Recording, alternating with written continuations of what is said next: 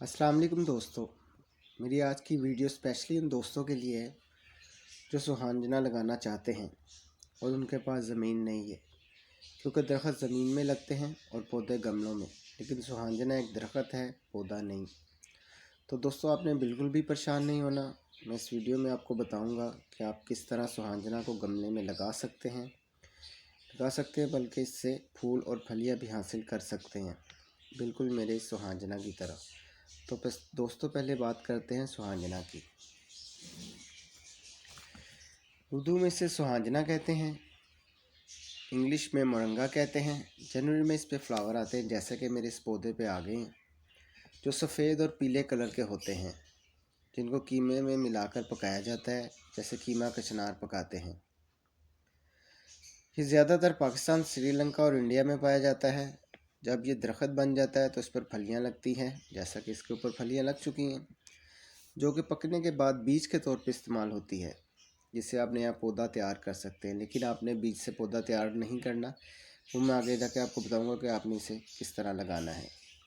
इसकी जड़ें भी फ़ायदेमंद होती हैं, जो कि मूली की तरह होती हैं और अचार के तौर पे इस्तेमाल होती हैं। मगर सबसे ज़्यादा फ़ायदा जो है इसके पत्तों में पाया जाता है। जैसे कि जापान की कंपनी मोरिनागा के नाम से दूध बना रही है, जबकि दूसरे ममालिक इससे फूड सप्लीमेंट और मेडिसिन बना रहे हैं। लेकिन पाकिस्तान में इससे ज़्यादातर जानवरों के लिए चारे के तौर पर इस्तेमाल किया जा रहा है। अगर इंसान को इसके फ़ायदे का इल्म हो जाए तो इसके दरख्त पे एक भी पत्ता ना बचे। ये 300 के करीब बीमारियों का इलाज करता है, इसलिए इसे कृष्णमाती पौधा भी कहते हैं। जिस्म में क़ुव्वत मुदाफ़ियत बढ़ाता है, दिमाग और आँखों को ताकत देता है। चेहरे पे मास्क के तौर पे भी लगा सकते हैं, जो कि झुर्रियों और बारीक लाइंस को ख़त्म करता है, जिससे स्किन चमकदार और मुलायम हो जाती है। बालों की मजबूती के लिए मेहंदी की तरह 2 घंटों के लिए बालों में लगा सकते हैं। जिनका वज़न बढ़ रहा है उनके लिए ये बहुत मुफीद है। कोलेस्ट्रॉल को कम करता है, शुगर के मर्ज़ में मुफीद है। इसमें कुदरती विटामिन्स, मादनियात, प्रोटीन की वाफिर मिकदार पाई जाती है। दोस्तों, इसमें magnesium, iron, calcium, zinc, phosphorus, vitamin A, B, C, D से भरपूर होता है। इसमें दूध से 4 गुना ज़्यादा कैल्शियम होता है, जो कि हड्डियों को मजबूत करता है और जोड़ों के दर्द में बहुत मुफीद है। गाजर से 4 गुना ज़्यादा विटामिन ए है इसमें। माल्टा, मौसमी, किन्नू, फ्रूटर से 6 गुना ज़्यादा विटामिन सी पाया जाता है इसमें। आयरन के लिए हम ग्रीन कलर की सब्जियां इस्तेमाल करते हैं, जिनमें पालक सर फहरिस्त है। पालक से 25 गुना ज़्यादा आयरन पाया जाता है इसमें। स्ट्रॉबेरी में विटामिन बी है, इसमें स्ट्रॉबेरी से 5 गुना ज़्यादा विटामिन बी है। टमाटर के अंदर विटामिन ई है, इसमें 20 गुना ज़्यादा विटामिन ई मौजूद होता है। दोस्तों, दही में प्रोटीन होता है और इसमें 10 गुना ज़्यादा प्रोटीन है। फ़ाइबर हमें गंदम से हासिल होता है और इसमें गंदम से 10 गुना ज़्यादा फ़ाइबर मौजूद होता है। ये हमारे इम्यून सिस्टम को मजबूत करता है। अगर आपका इम्यून सिस्टम मजबूत है तो आप जल्द बीमार नहीं होंगे और सेहतमंद रहेंगे। दोस्तों, ये दिमाग को रिलैक्स रखता है, डिप्रेशन का शिकार नहीं होने देता। अगर आपने इसका 50 ग्राम पाउडर इस्तेमाल कर लिया तो समझे आपने 2 वक्त के खाने के बराबर ग़िज़ाइयत हासिल कर ली है। कोई विटामिन आज तक ऐसा दरियाफ्त नहीं हुआ जो उसमें मौजूद ना हो। अगर इसे ग़िज़ाइयत का पावर हाउस कहा जाए तो ये बात गलत नहीं होगी, क्योंकि ग़िज़ाइयत के एतबार से कोई दुनिया का दूसरा पौधा इसका मुकाबला नहीं कर सकता। इसीलिए इसे डॉक्टर ट्री भी कहते हैं और कृष्णमाती पौधे के नाम से भी इसे जाना जाता है। अगर आप बूढ़े हैं या जवान हैं या बच्चे हैं, किसी भी एज में हैं, ये सभी के लिए मुफीद है। बादाम में आयरन पाया जाता है और बादाम से 4 गुना ज़्यादा आयरन है इसमें।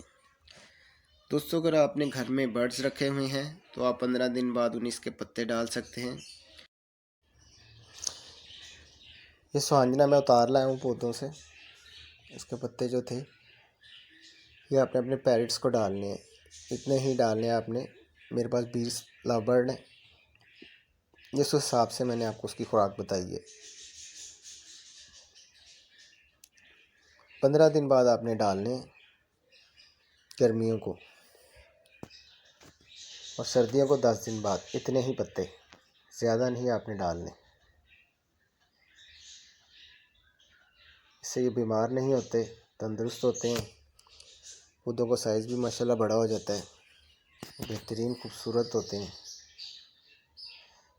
अगर इसकी तोतों के ऊपर ही वीडियो बनाई जाए तो बहुत लंबी हो जाएगी। कितने फ़ायदेमंद है ये तोतों के लिए, ये सीक्रेट है, लोग नहीं बताते। मैंने ख़ास पौधा ही इसके लिए लगाया हुआ था, अपने बर्ड्स के लिए, और मैं इन्हें काफ़ी सालों से दे रहा हूँ। पहले बाज़ार से लाता था, अब मैंने घर लगा लिया है पौधा।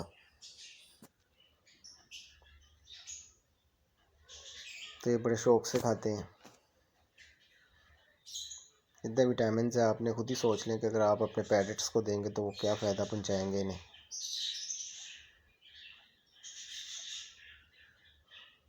तंदुरुस्त रहेंगे, बीमारियों से दूर रहेंगे, और ये बहुत शौक़ से खाते हैं। 15 दिन बाद जितने मैंने आपको दिखाए हैं, 20 लव बर्ड्स के लिए। आगे ऑस्ट्रेलियन का भी आप हिसाब लगा लीजिएगा। तकरीबन ऐसा ही डोज देना है आपने, ज़्यादा नहीं देना।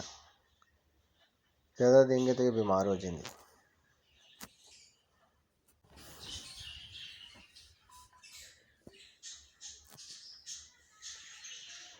ये मेरी भतीजी है ज़ैनब। ज़ैनब, ज़ैनब, मुरंगा किधर है? चलो बस, नो, बस गिर जाएगा ज़ैनब, बस नो, छोड़ दो। बच्चों को भी पता चल चुका है मुरंगा का, काफ़ी मशहूर हो चुका है ये पौधा।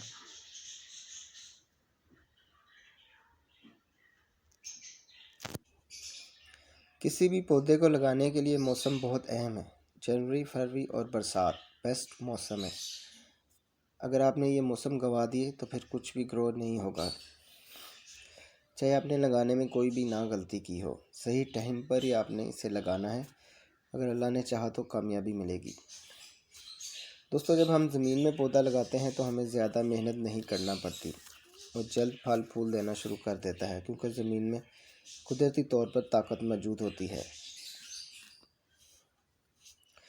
मगर सभी के पास ज़मीन मौजूद नहीं होते, मेरे पास भी नहीं है। मैंने ये शौक़ गमलों में ही पूरा किया हुआ है। अब बात करते हैं इसे लगाया कैसे जाए, सीड से, कटिंग से या एयर लेयरिंग से। हमने सबसे पहले आसान तरीके की तरफ जाना है। अगर सीड से लगाएंगे तो बहुत टाइम लगेगा और पौधे के मरने के चांस भी होते हैं। फूल और फलियां भी सालों बाद आएंगी, इसीलिए हम इसे कटिंग से लगाएंगे।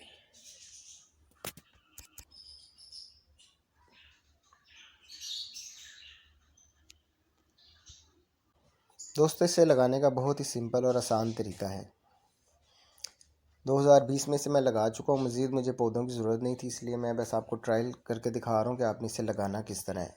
ये जो मेरे पास 2 पौधे हैं, तकरीबन इनकी एज 1 साल है। इस तरह का तना आपने ले लेना सुहांजना के दरख्त से, इससे थोड़ा सा बारीक हो जाए, लेकिन बारीक कलम ज़्यादा आपने नहीं लगानी, इस साइज़ की ही लगानी है। ये मिलते जुलता ही साइज़ है, इस तरह का चाहे आप ले लें। सिंपल आपने इस तरह गमले में लगा देना है,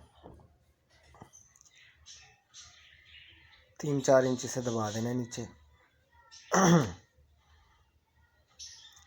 इस तरह आपने इसे लगा देना है, और जब लगा दें तो फिर तना हिलना नहीं चाहिए। इस तरह लगाने के बाद इसके आप पॉली बैग ऊपर चढ़ा दें ताकि ये सूखना ना शुरू कर दे। और जहाँ धूप आ रही हो, जनवरी फरवरी में अगर लगा रहे हैं तो डायरेक्ट धूप में आपने इसे रख देना है, बस और कुछ नहीं करना है। इसी तरह ये ग्रो करना शुरू कर दे। मैंने भी जो लगाए हैं वो इसी तरह ही लगाए हैं। एंड में मैं आपको तस्वीर भी दे दूंगा जो मेरे पास पड़ी है, पहले साल की है, 2020 की। पानी दे दें और तना बिल्कुल ना हिले। सिंपल, बहुत ही आसान है इसे चलाना। बारीक आपने नहीं लगानी, बारीक लगाएंगे उसकी लकड़ी नाजुक होती है तो गल जाती है और वो टूट जाती है। इसको लगाने के लिए आपको मोटा तना ही चाहिए, 3 से 4 इंच हो चाहे मोटाई में।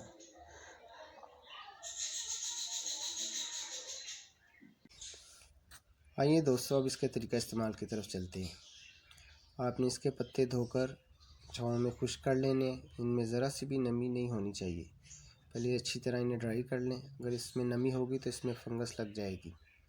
इसे ग्राइंडर कर लें और बारीक पाउडर बना लें। इसका जायका हल्का सा कड़वा होता है।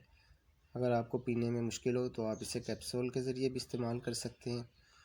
और एक गिलास पानी में डालकर 1 टीस्पून मिक्स कर लें। और हफ्ते में 2 बार आपने इसे इस्तेमाल करना है नाश्ते के बाद, क्योंकि इसकी तासीर गर्म होती है। डेली यूज़ आपने नहीं करना है। और जब आप इसका इस्तेमाल करें तो पानी ज़्यादा से ज़्यादा पीना है। बस सिंपल यही इसका तरीका है। ग्राइंड करने के बाद इसकी शक्ल कुछ इस तरह की हो जाएगी।